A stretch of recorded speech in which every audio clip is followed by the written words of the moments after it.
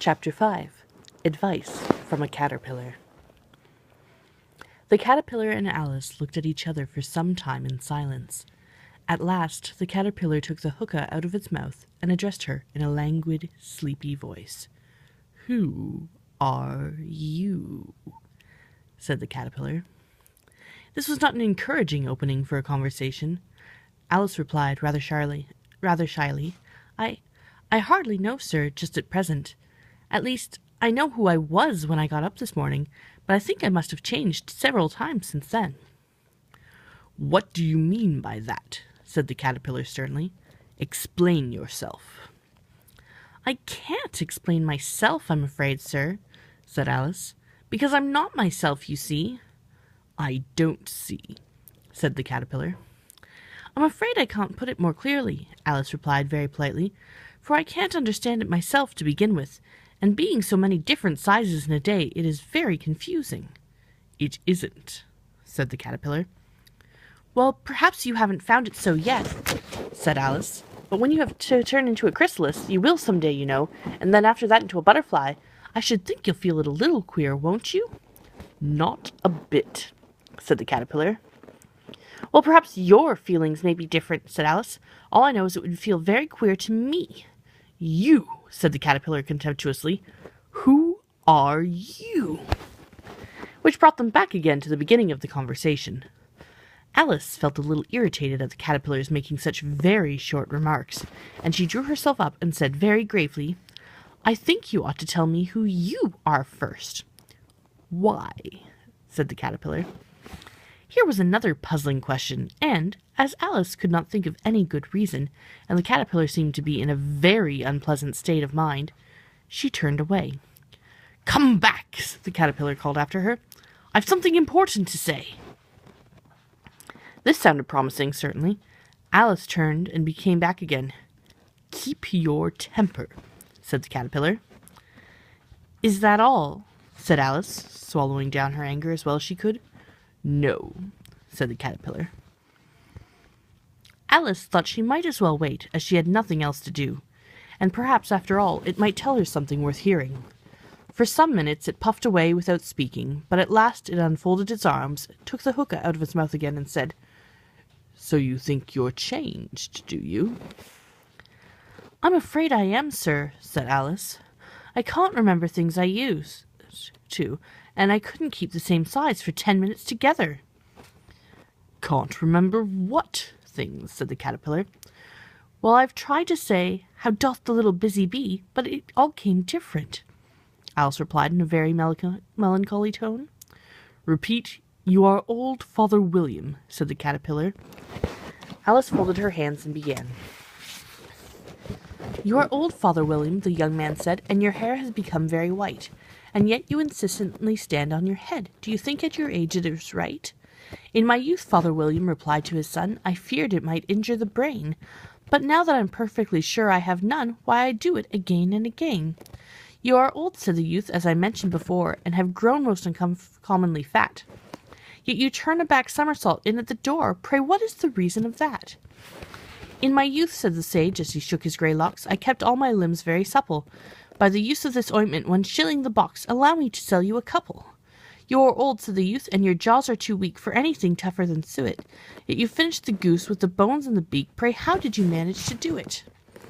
"In my youth," said his father, "I took it to law and argued each case with my wife, and the muscular strength which it gave to my jaw has lasted the rest of my life." "You are old," said the youth. "One would hardly suppose that your eye was as steady as ever, yet you balanced an eel on the end of your nose. What made you so awfully clever?" "I have answered the questions, and that is enough," said his father. "Don't give yourself airs. Do you think I can listen all day to such stuff? Be off, or I'll kick you downstairs." "That is not said right," said the caterpillar. "Not quite right, I'm afraid," said Alice timidly. "Some of the words have got altered." "It is wrong from beginning to end," said the caterpillar decidedly, and there was silence for some minutes. The caterpillar was the first to speak. "What size do you want to be?" it asked. "Oh, I'm not particular as to size," Alice hastily replied. "Only one doesn't like changing so often, you know." "I don't know," said the caterpillar. Alice said nothing. She had never been so much contradicted in all her life before, and she felt that she was losing her temper. "Are you content now?" said the caterpillar. "Well, I should like to be a little larger, sir, if you wouldn't mind," said Alice. 3 inches is such a wretched height to be." "It is a very good height indeed," said the caterpillar angrily, rearing itself upright as it spoke. It was exactly 3 inches high. "But I'm not used to it," pleaded poor Alice in a piteous tone, and she thought to herself, "I wish the creatures wouldn't be so easily offended." "You'll get used to it in time," said the caterpillar, and it put the hookah into its mouth and began smoking again. This time Alice waited patiently until it chose to speak again. In a minute or two the caterpillar took the hookah out of its mouth and yawned once or twice and shook itself.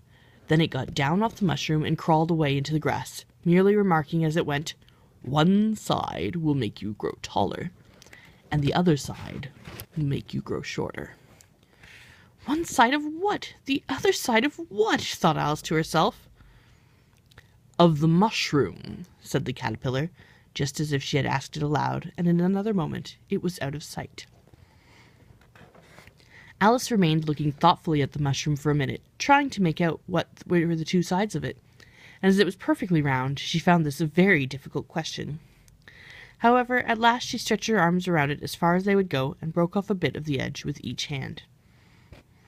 "And now, which is which?" she said to herself, and nibbled a little of the right-hand bit to try the effect. The next moment she felt a violent blow underneath her chin. It had struck her foot. She was a good deal frightened by this very sudden change, but she felt that there was no time to be lost, as she was shrinking rapidly, so she set to work at once to eat some of the other bits.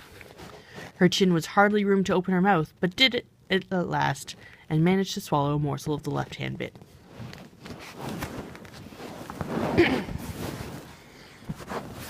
"Come, my head's free at last," said Alice in a tone of delight, which changed into alarm in another moment when she found that her shoulders were nowhere to be found. All she could see, when she looked down, was an immense length of neck, which seemed to rise like a stalk out of a sea of green leaves which lay far below her. "What can all that green stuff be?" said Alice. "And where have my shoulders got to? And oh, my poor hands, how is it I can't see you?" She was moving them about as she spoke, but no result seemed to follow, except a little shaking among the distant green leaves. As there seemed to be no chance of getting her hands up to her head, she tried to get her head down to them, and was delighted to find that her neck would bend about easily in any direction, like a serpent. She had just succeeded in curving it down into a graceful zigzag, and was going to dive in among the leaves, which she found to be nothing but the tops of the trees under which she had been wandering, when a sharp hiss made her draw back in a hurry. A large pigeon had flown into her face and was beating her violently with its wings. "Serpent!" screamed the pigeon. "I'm not a serpent," said Alice indignantly. "Let me alone." "Serpent, I say!" repeated the pigeon, but in a more subdued tone, and adding with a kind of sob, "I've tried every way, but nothing seems to suit them." "I haven't the least idea what you're talking about," said Alice. "I've tried the roots of trees, and I've tried bank, and I've tried hedges," the pigeon went on without attending to her, "but those serpents, there's no pleasing them." Alice was more and more puzzled, but she thought that there was no use in saying anything more till the pigeon had finished. "As if it wasn't enough trouble hatching the eggs," said the pigeon, "but I must be on the lookout for serpents night and day. Why, I haven't had a wink of sleep these 3 weeks." "I'm very sorry you've been annoyed," said Alice, who was beginning to see its meaning. "And just as I'd taken the highest tree in the wood," continued the pigeon, raising its voice to shriek, "and just as I was thinking I should be free of them at last, they must needs come wriggling down from the sky. Ugh, serpent!" "But I'm not a serpent, I tell you," said Alice. I'm a... "Well, what are you?" said the pigeon. "I can see you're trying to invent something." I'm a little girl," said Alice, rather doubtfully, as she remembered the number of changes she had gone through that day. "A likely story indeed," said the pigeon, in a tone of the deepest contempt. "I've seen a good many little girls in my time, but never one with such a neck as that. No, you're a serpent, and there's no use denying it. I suppose you'll be telling me next that you've never tasted an egg." "I have tasted eggs, certainly," said Alice, who was a very truthful child. "But little girls eat eggs quite as much as serpents do, you know." "I don't believe it," said the pigeon. "But if they do, why, then they're a kind of serpent, that's all I can say."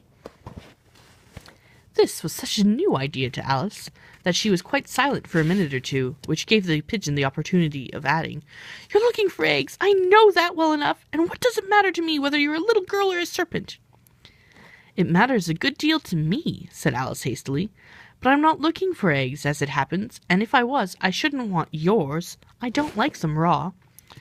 "Well, be off, then," said the pigeon in a sulky tone, as it settled down again into its nest. Alice crouched down among the trees as well as she could, for her neck kept getting entangled among the branches, and every now and then she had to stop and untwist it.